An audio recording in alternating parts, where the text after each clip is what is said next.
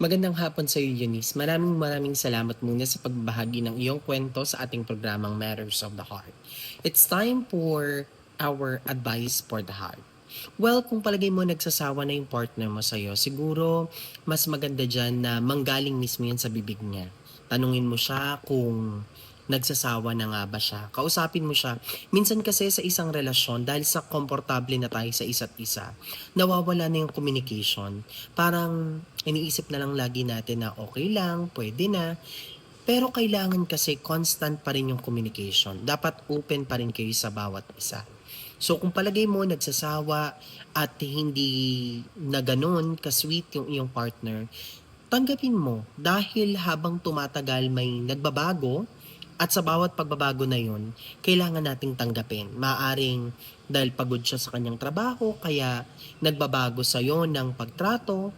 Pangalawa, maaring may problema siyang pinagdadaanan na ayaw niyang sabihin sa'yo dahil ayaw niya maging pabigat sa'yo. Pangatlo, maaring meron din siyang mga pagdududa or hinanakit or nararamdaman patungkol sa'yo. So mas maganda talaga dyan, kausapin mo, mag-usap kayong dalawa.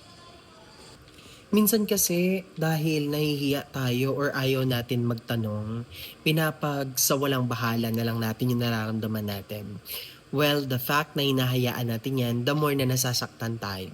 Kaya masaktan man tayo sa sagot nila kung mahal pa ba nila tayo, gusto pa ba nila tayo, natutuwa pa ba sila sa atin. Siguro mas maganda pa rin na itanong natin yon. Kailangan lang natin maging bukas at handa sa kung ano ang sasagot nila sa atin. At lagi nating tandaan, pagdating sa isang relasyon, tandaan natin na hindi naman lahat ng pakikitungo niya sa'yo dati ay kaparehas kapag tumatagal kayo. Lahat naman yan ay nagbabago. Ang mahalaga, yung tiwala, yung pagmamahal at yung laging nasa piling mo, lagi siyang nandyan. At kung meron kang pagdududa, patunayan mo.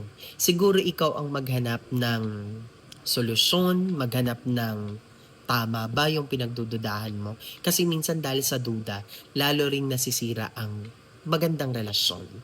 Siguro, huwag ka munang sumuko. Lahat naman ay nadadaan sa maayos na usapan, simpleng usapan at mas malalim na usapan, lalo na yung inyo.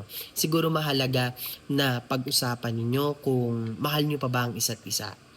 At mas maganda rin siguro na kapag naghiwalay kayo, dalawa kayong nagdesisyon tungkol doon. Hindi yung bigla na lang nawala ka, bigla na lang siyang nawala. Siguro yun ang maganda sa isang relasyon. Yung magpapaalam kayo nang nakapag-usap kayo ng maayos. Pero hanggat kaya, huwag magpaalam. Hanggat kaya, pag-usapan. Hanggat kaya, lagyan ng solusyon. Maraming salamat po sa mga nagbabahagi ng kanilang kwento para sa ating Matters of the Heart at napapakinggan niyo po ang ating Advice of the Heart. Kaya sa mga nanonood po sa atin ngayon at sa mga gustong magbahagi ng kanilang kwento, maaari niyo po yung i-message sa ating Sir DJ Yuri Facebook page at maaari rin po kayong mag-komento sa ating letter sender for today na pangalang Eunice, ang ating hashtag naguguluhang puso. Ikaw, kaibigan, ano ang payo mo para kay Eunice? Maraming salamat po sa inyong lahat at mabuhay po kayo.